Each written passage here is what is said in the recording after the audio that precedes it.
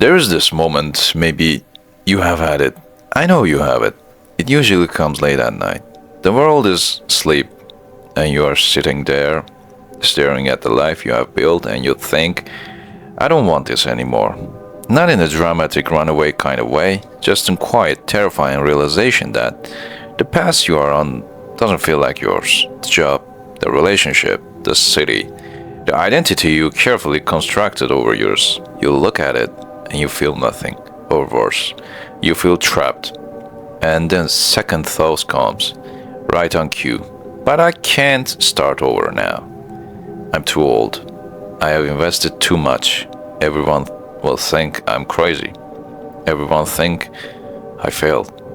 And you stay. You swallow the quiet truths and you stay. Because starting over, that's for 20-year-olds who don't know better. That's for people who have nothing to lose. You have responsibilities, you have a reputation, you have a story you have been telling about who you are. And starting over would mean admitting this story was wrong, or at least that it's over, and that feels like dying. But let me ask you something. What if we have got it backward? What if starting over isn't a sign of failure? What if it's one of the bravest, most human thing a person can do? Nobody teaches us this. We are taught to finish what we started, to be consistent, to build something that and stick with it. And yes, there's a value in commitment, lots of value. But there's also value in knowing when a chapter is done. There's a difference between quitting because something is hard and leaving because something is no longer true for you. And only you know which one is. The world can't tell you, your parents can't tell you, the internet certainly can't tell you, and it's endless opinions about what you should do with your one precious life. Only you know. And that knowing, that quiet, persistent voice that says, this isn't it anymore, that voice deserves to be heard. We confuse starting over with going backwards, but they are not the same thing. Going backwards is returning to an old version of yourself that didn't work. It's repeating the same mistakes, the same patterns, the same dead ends. Starting over is different. Starting over is taking everything you have learned, every scar, every lesson, every hard-won pieces of wisdom, and building something new with it. You are not erasing your past, you are integrating it. You are not the same person who have made those old choices. You are someone who has lived and lost and grown. And that person gets to decide what comes next. That's not regression, that's evolution. But the shame is real. The voice that says everyone will think you are, useless. You couldn't make it work. What will people say? And I get it. I felt that shame so intensely it made me stay in situations years past their expiration date. But here's what I realized, painfully, slowly. Most people aren't think about your life nearly as much as you fear. And the ones who truly love you, they don't want you stay in a life that's slowly suffocating you just to keep up appearances. They want you to be alive, really, truly alive. And if starting over is what it takes to find that aliveness, then that's not a failure. That's a restoration, And what about age? That I'm too old excuse. I hear this all the time. And I have said to myself more than I care to admit. I'm too old to change to career, too old to go back to school, too old to find love, too old to become who I want to be. But who decides that? Who wrote the rule that says you have to be everything figured out by 30, by 40, by 50 and 60 or something like that?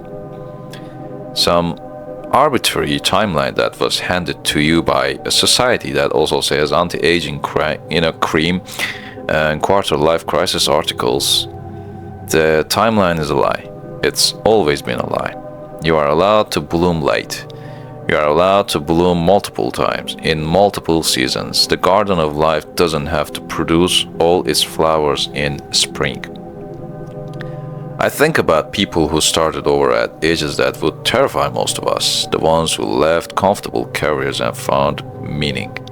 The ones who left loveless marriage and found themselves. The ones who went back at school at 50, who started at a band at 60, who fell in love at 70 and they are failures, or they are proof that life is not a straight line, but a wild, unpredictable river. And you are allowed to change course, of course.